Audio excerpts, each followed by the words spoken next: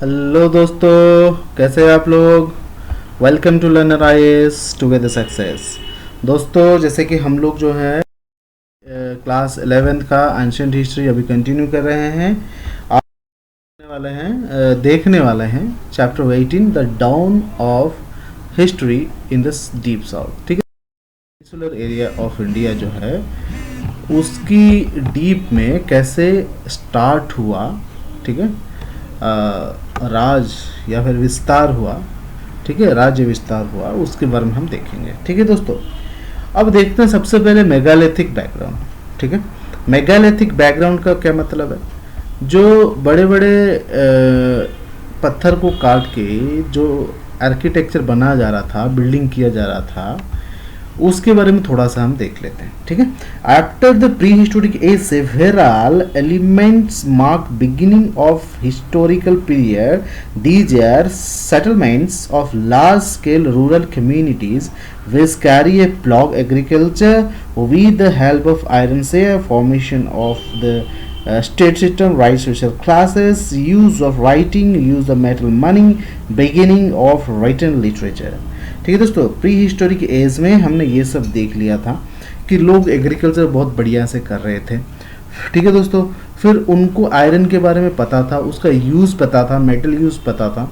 Social classes already अपने extreme पे जा रहा था, वरना सिस्टम आ रखा था, लोग लिखने लगे थे, राइटिंग करने लगे थे।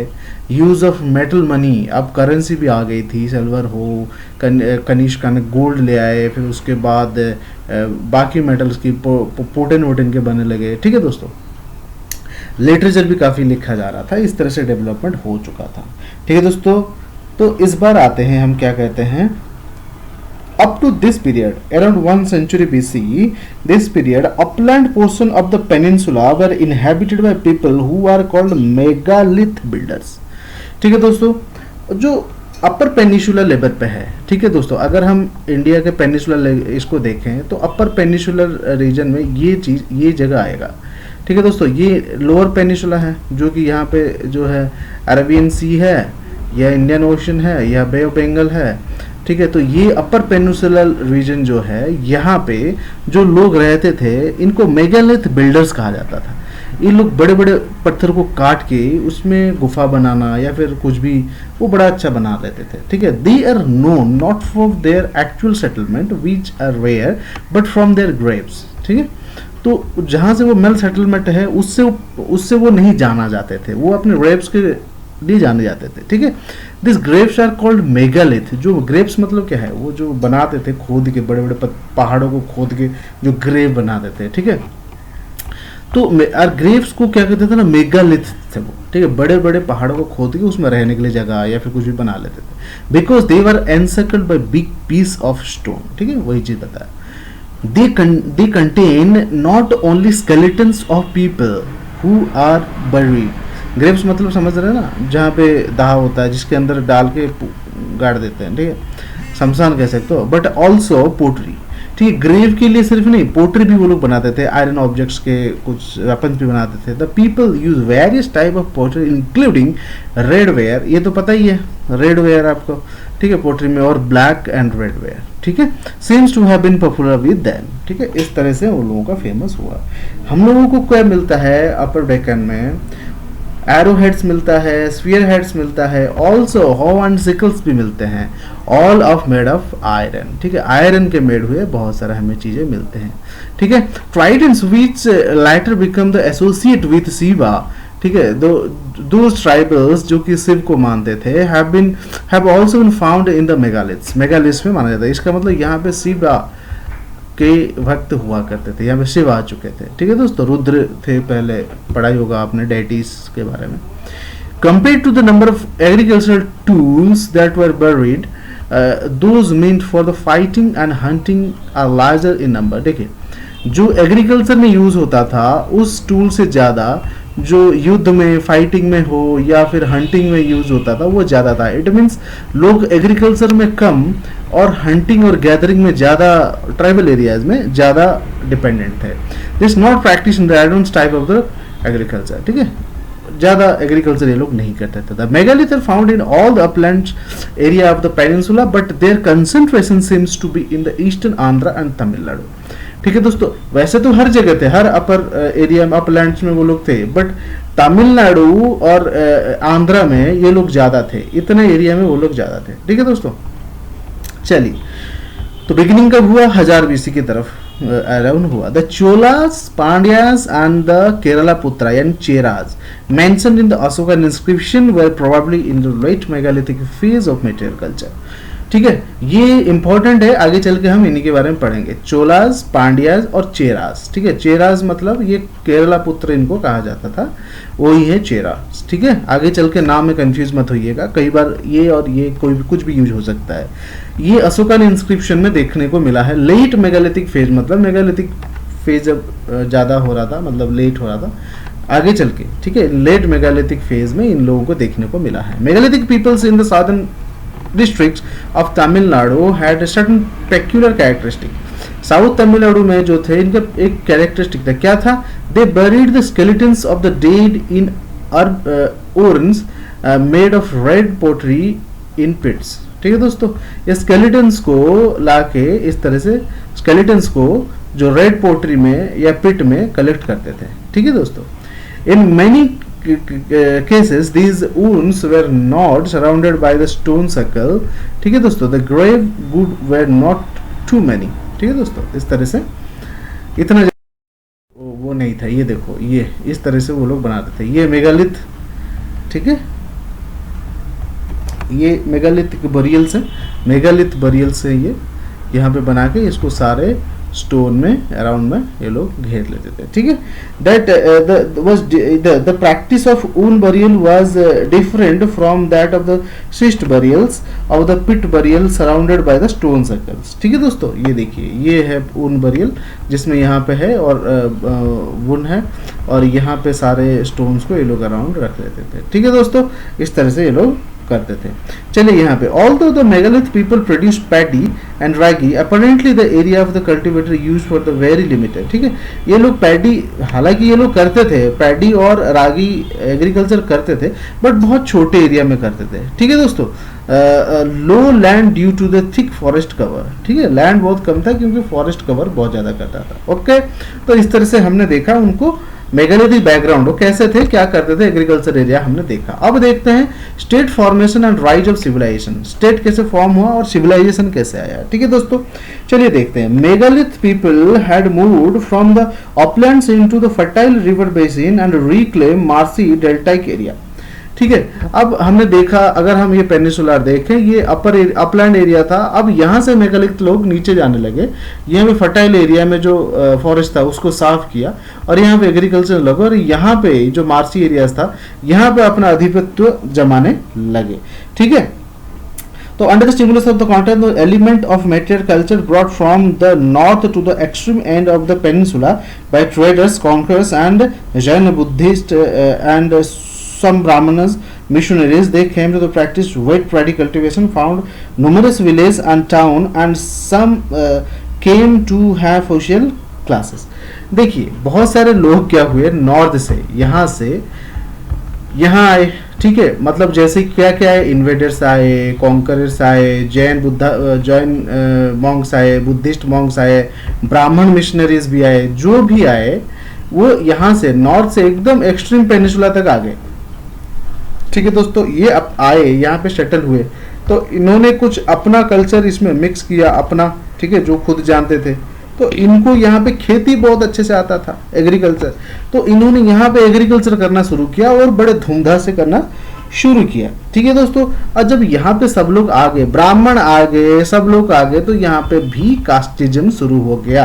कास्टिज्म तो नहीं कह सकते, सोशलिज्म शुरू हो गया, सोशल ऑर्डर ये सब आने लगा। अब यहाँ से आ गए तो यहाँ पे भी उन्होंने शुरू कर दिया। ठीक है दोस्तों, चलिए, cultural and economic contact between the north and the deep south known as Tamilakam become extremely portent for the south Tamilakam.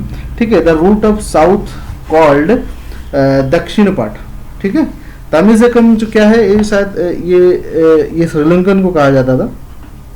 ठीक है दोस्तों, तो ये जब आ गए वहां पे, उनके साथ कांटेक्ट हुआ तो ट्रेड बढ़ने लगा, तो एक साउथ रूट बना, सदर्न रूट, ठीक है दोस्तों, उसको कहा गया दक्षिण पठा, ठीक है, इस रूट को दक्षिण पठा कहा गया। Was valued by the northern because south supplied gold, pearl, various precious stone, ठीक है, यहां से यहां तक जो लोग आए, ठीक है, तो ये एक रूट बना, ट्रेड रूट, जिसको दक्षिण पठा कहा गया, ठीक है, एक्सट्रीम साउथ तक, ठीक है दोस्तों, यहाँ पे वो ये भी है, श्रीलंका भी है, एक्सट्रीम साउथ तक ये जो आने लगे, इसको दक्षिण पठा ये रूट को कहा गया।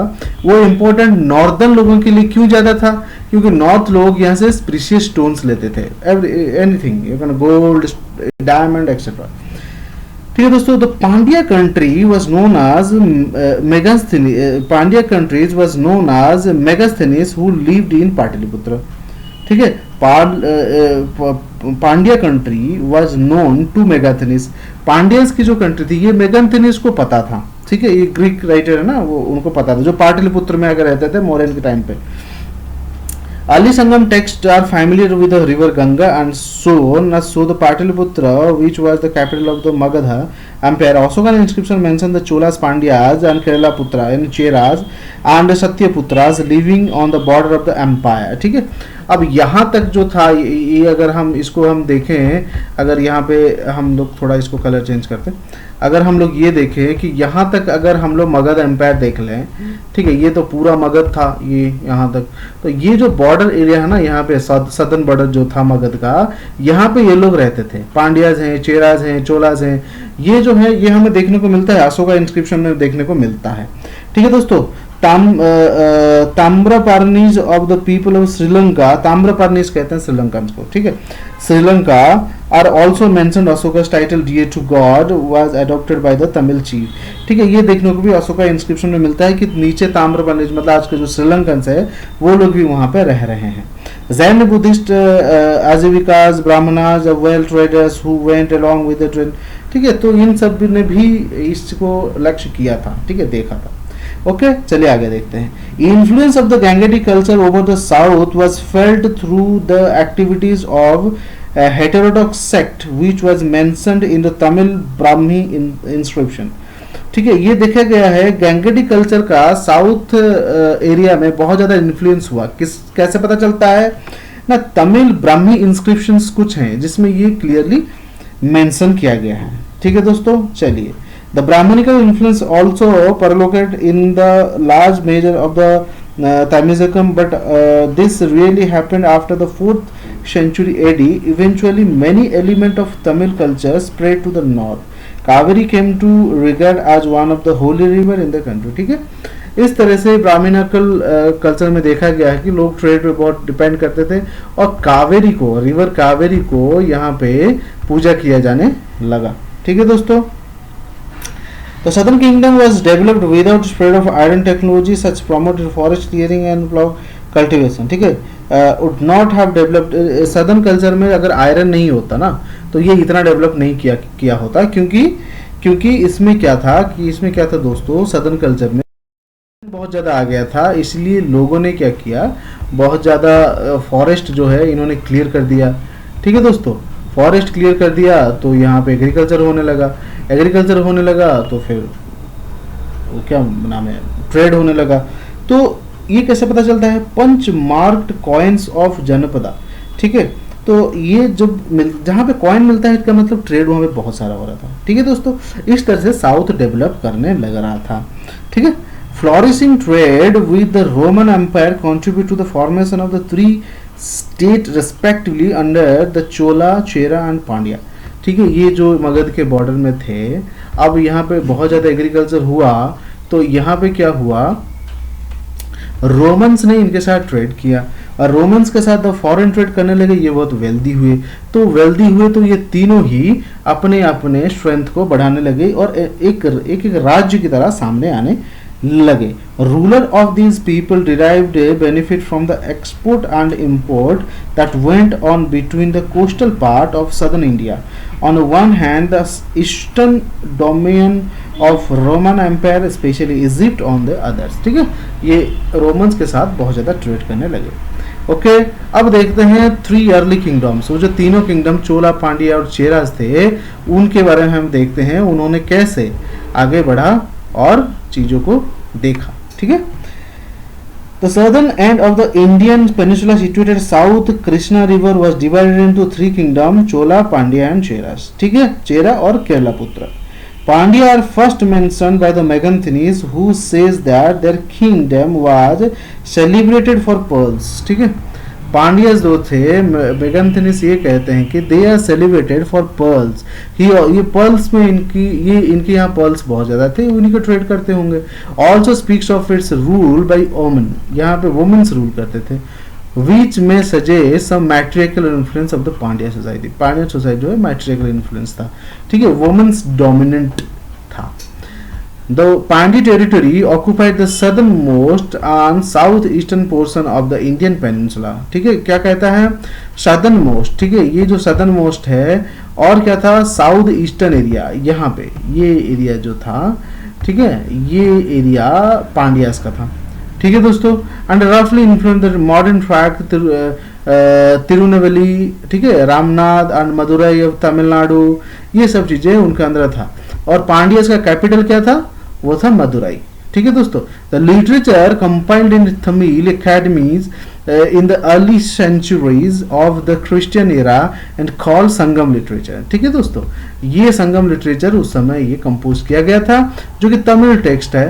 ठीक है दोस्तों, क्रिश्चियन एरा में। ठीक है, refer to the Pandya rulers. ठीक है, ये पांड्या रूलर के समय ये था, और यहाँ पे पांड्या रूलर के बारे में ही लिखा गया है। ठीक है, country was wealthy and prosperous, Pandya kings profited from the trade and Roman empire. ठीक है दोस्तों, रोम के साथ ट्रेड करते थे तो वहीं से उनका था।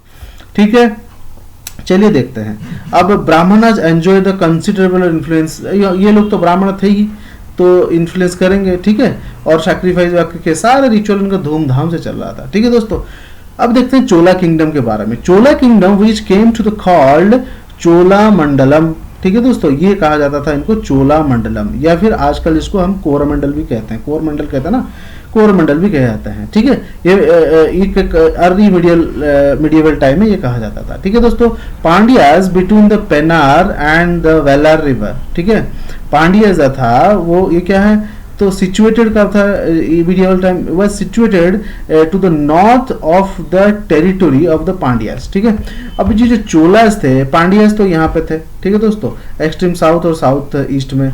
अब इनके नॉर्थ में, ठीक है, इनके नॉर्थ में मतलब यहाँ पे चोलास थे।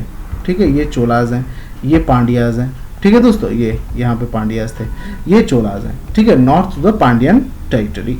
ठीक है, कहाँ पे था, वेलार एंड पेनार रिवर के बीच में। ओके, ठीक है दोस्तों, तो संगम टेक्स्ट में इनके बारे में भी देखने को हमें मिलता है। Their chief entire political power lay in the ओराईपुर। ठीक है, ओराईपुर में इनका कैपिटल कह सकते हो। अब सारे चीफ यहीं रहते थे, पावर यहीं पे इन्वेस्टेड था।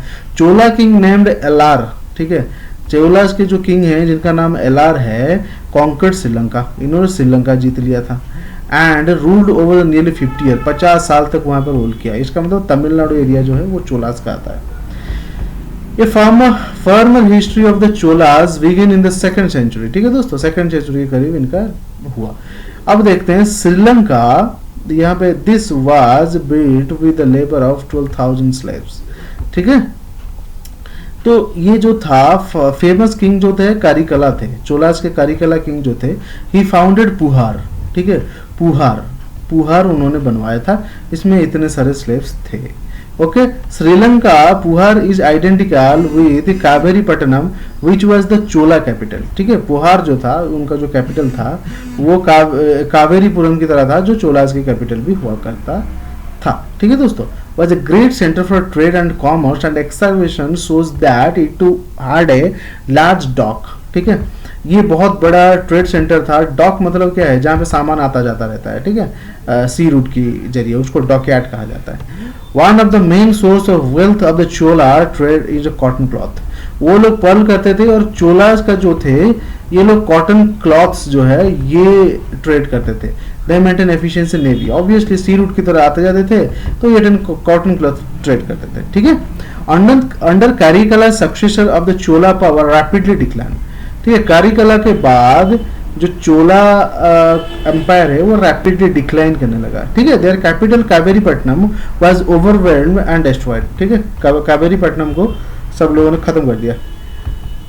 The two neighbouring power Cheras and Pandyas extended at the cost of the Cholas. What remained by the Chola power was almost wiped out and attack of the Pallavas, ठीक है, from the north, ठीक है। अब देखो पांड्याज थे और ऊपर से ये क्या नाम उनका चेराज थे, तो चोलास को खत्म कर दिया यहाँ पे आगे आके, ठीक है। और एक बार पल्लवाज ने यहाँ से नॉर्थ में से पल्लवाज ने अटैक कर दिया, इनको पूरा धो दिया, वाइप कर दिया, ठीक है, पोंछ दिया। चेरा और the Kerala country was situated यहाँ पे केरला के अंदर यहाँ पे थे चेराज, ठीक है दोस्तों। चेराज यहाँ पे छोटे से यहाँ पे थे चेराज, ठीक है दोस्तों। तो चेराज और केरला कंट्री ने क्या किया, situated in the west north, ठीक है दोस्तों, नैरो स्ट्रिप लैंड, ठीक है। ये केरला ये छोटा सा पतला सा लगा हुआ था, क्रिश्चियन ज्यादा थे यहाँ पे दोस्तों। आगे देखते हैं क्या होता है। Romance, the Roman set of two regiment are the Muzaris identical with Changanore in the Chera country, ठीक है। केरला में रोमन्स ने अपना एक क्या बनाया, रेजिमेंट सेटल किया, ठीक है दोस्तों। इंटरेस्ट तो फिर इन्होंने किया। It said that they also build temple of Augustus का एक टेम्पल भी बनाया गया, कहाँ पे, केरला में। History of Cheras was marked by continuous fight with the Cholas and Pandyas, लड़ते रहते थे, ठीक है। Although the Cheras killed father of Chola king Karikala, Cheras ने चोला के जो किंग थे कारिकला उसको मार दिया था, ठीक है। Chera king also lost his wife, okay, later the two kingdom temporarily became friends and concluded matrimonial alliance, ठीक है। फिर दोनों दोस्त बन गए बहुत युद्ध के बाद और अपनी मैट्रियल अलायंस को आगे बढ़ाने लगे, ठीक है दोस्तों। फिर क्या यहाँ पे देखा जाता है, Chera king next allied himself with Pandyas, Chera ने फिर क्या पांड्या के साथ मिल गया वो, ठीक है, और रूलर चोला के अगेंस्ट काम करने लगा, फिर उनको खत्म कर दिया। Chera king was wounded in the back of the committed suicide the out of same, ठीक है। चेरा किंग ने अपना कमिटमेंट नहीं रख पाया, अपना वादा नहीं रख पाया, तो इस गिल्ट में उन्होंने सुसाइड कर दिया। According to Chera poet their greatest king was Senguttuvan, ठीक है। और चेरा पोएट्स जो थे, केरला पुत्र पोएट्स थे, उनका कहना था उनका सबसे ग्रेटेस्ट किंग जो था वो सेनगुतुबम था, ठीक है, द रेड और गुड चेरा, ठीक है। He routed his rival and established his cousin securely on the throne, ठीक है। उसने अपने राइवल को हटा के अपने कजन को थ्रोन पर बिठाया था, ठीक है दोस्तों। ये देखने को हमें मिलता है, ओके। इस बारे में थोड़ा सा आप देखिएगा। Although the war weakened these states, they very much profited from their natural resources and foreign trade. हालांकि वार की वजह से ये लोग आर्थिक दृष्टि से काफी वीक हो गए थे, बट इनके नेचुरल रिसोर्सेस बहुत थे और ट्रेड ये जबरदस्त करते थे, इसलिए इनमें ज्यादा कुछ प्रॉब्लम होता नहीं था। द एलिफेंट सप्लाइड इवरी, यहाँ पे एलिफेंट बहुत थे, वो लोग उसको भी सप्लाई करते थे, ठीक है दोस्तों। इस तरह से इनकी ट्रेड और इनके वजह से बहुत क्या क्या ट्रेड होता था, राइस, जिंजर, सनामन, सेवल अदर आर्टिकल, ये बहुत सारी चीजें ये लोग एक्सपोर्ट करते थे टू फॉरेन, ठीक है। फॉरेन मतलब रोमन की, और तो इनकी काफी इतना युद्ध और इतना खर्चा करने के बाद भी इनका वेल्थ काफी ठीक ठाक रहता था, ओके दोस्तों। चलिए आगे देखते हैं। द पर्शी एंड द सॉर्ड, ठीक है। Local and long distance constituents a very important source of royal revenue, ठीक है। जितने भी अपने एरिया, किसी राजा का एरिया है ना, वो सबसे इंपॉर्टेंट है क्योंकि लोग टैक्स देते हैं, ठीक है, रेवेन्यू के लिए, चाहे वो डिस्टेंस में हो या चाहे पास हो, ठीक है। वो दोनों ही इंपॉर्टेंट है क्योंकि दोनों ही कर देते हैं, ठीक है। We know how the customs officials, ठीक है, how the custom official functioned in Puhar transit duties, और पुहर जो था ना वहाँ पे कैसे फंक्शन करता था कस्टम, हमने देखा था।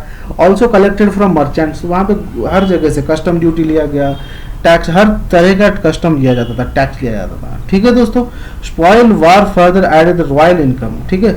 ये जो था ना रॉयल इनकम में सब कुछ ऐड होता था। Real foundation of war and polity lay in regular income from agriculture, ठीक है। रेगुलर इनकम जो था, ठीक है, वो एग्रीकल्चर से ही आता था। ये भी एग्रीकल्चर भी one of the source of income इनका था, ठीक है।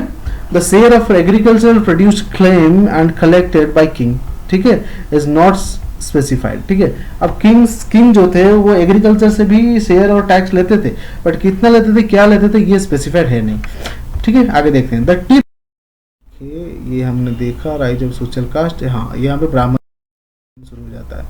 तो ब्राह्मणिज्म शुरू हुआ तमिलनाडु में सबसे पहले शुरू हुआ, ठीक है। Christian era developed under the impact of Brahmanism, Christian era भी इसी समय डेवलप हुआ, but the Brahmanical influence was confined to small part of the Tamil territory only in the upper level of the Tamil society, ठीक है। बट ये जो देखिए क्रिश्चियनिटी बहुत जोर से मतलब फैल रहा था, ब्राह्मणिज्म भी फैल रहा था। ब्राह्मणिज्म तमिलनाडु के एक छोटे से ऊपर लेवल के, अपर कास्ट के, अपर एरिया में फैला, ठीक है दोस्तों। दो किंग जो थे, किंग वो टाइप वैश्य लोग जो थे, वो लोग ब्राह्मणिज्म को फॉलो करते थे, क्योंकि सैक्रिफाइस करना, ये सब करना, वो सब लोग वो लोग करते थे, ठीक है दोस्तों। वेदांत की सारी चीजें मानते थे, ठीक है। हु केम कॉल्ड, हाँ यहाँ पे देखिए, यहाँ पे क्या था, but the chief local God worshipped by the people of the hilly region was Murugan, ठीक है। मुरुगन कौन थे, मुरुगन जो हिली एरिया में ऊपर की तरफ रहते थे, वो भगवान की पूजा वूजा करते थे। Who came to be called as Subrahmanyam, ठीक है, वो उनको सुब्रमण्य कहा गया, ठीक है। वो जो मुर्गन थे, पंडित लोग, ठीक है, उनको सुब्रमण्य कहा गया। इज अर्लियर मिडियल टाइम में, उनको सुब्रमण्य कहा गया। Worship of the Vishnu is mentioned, ये विष्णु की पूजा करते थे।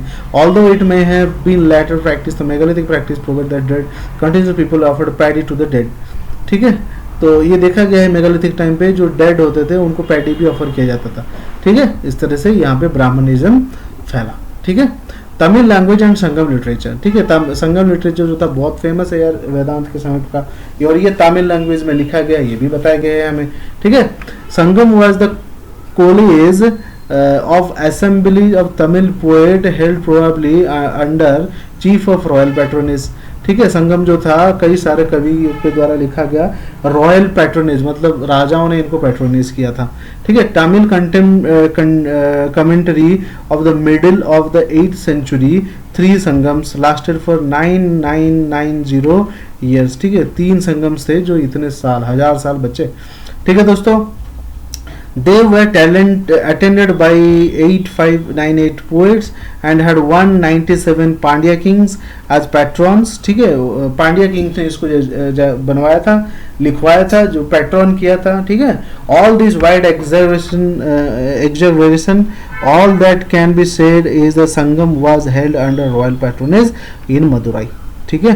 मदुरई में हुआ था, जो पांड्यास का कैपिटल था, उन्होंने पैट्रोनेज किया था। Available Sangam literature which was produced by the assemblies was compiled in दिसका, ठीक है दोस्तों। द संगम लिटरेचर कैन रफली be divided into 2 groups, narrative and didactics, ठीक है, डायडेक्टिक्स, ठीक है।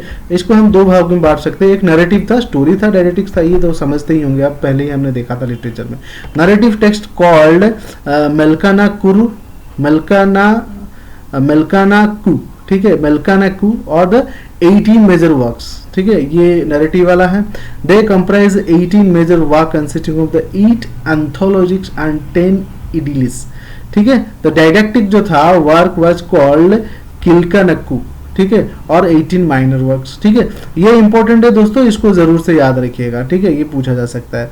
अब देखते हैं social evolution from the Sangam text. Sangam text से हमें क्या सोशल इवोल्यूशन देखने को मिलता है। Both types suggest several stages of social evolution.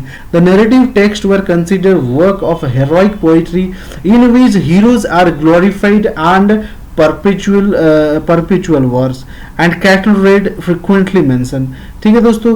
जो नैरेटिव है उसमें हमें राजाओं की युद्ध, उनकी जो है महानता, वीरता, हीरोइज्म देखने को मिलता है, ठीक है।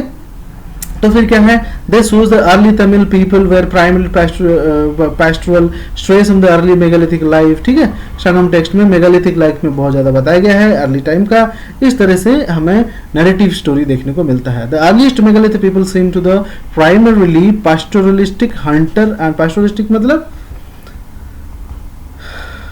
ठीक है, ये जो गो पालन की तरह है, और हंटर शिकार करके, फिशरी मछली पकड़ के, इसमें ये लोग डिपेंड करते थे, ठीक है दोस्तों। इस तरह से हमें देखा गया। और peninsular India but not the plug saves, ठीक है, एग्रीकल्चर पे इतना वो लोग डिपेंड नहीं करते थे। Other iron objects including wedge, flat celt, ये सब हमें देखने को मिलता है, ठीक है। जो आयरन में बना हुआ, ठीक है, जिसका मतलब वो लोग हंटिंग में, वार में ज़्यादा इन्वॉल्व रहते थे, ठीक है। तो इस तरह से संगम लिटरेचर में हमें देखने को मिलता है, सब कुछ संगम लिटरेचर में लिखा गया है।